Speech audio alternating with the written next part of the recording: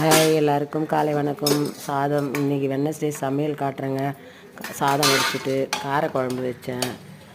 காரக்குழம்பு வச்சுட்டு இந்த பீட்ரூட் பொரியல் பண்ணிவிட்டு இது கொத்தரக்காய் பொரியலுங்க.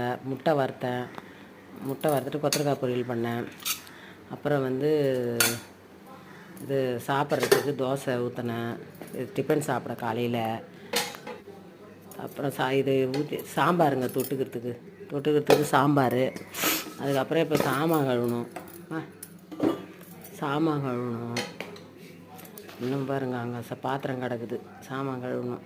அதுக்கப்புறம் இந்த பழம் பாருங்கள், கிர்னி பழம் வாங்கிட்டு வந்தாங்க நேற்று. இன்னும் அதை ஜூஸ் போடல. சாமான் கழுவணுங்க, துணி துவைக்கணுங்க, நிறைய வேலை இருக்குது. பாய்ங்க, எல்லாருக்கும் பாய். இந்த துணி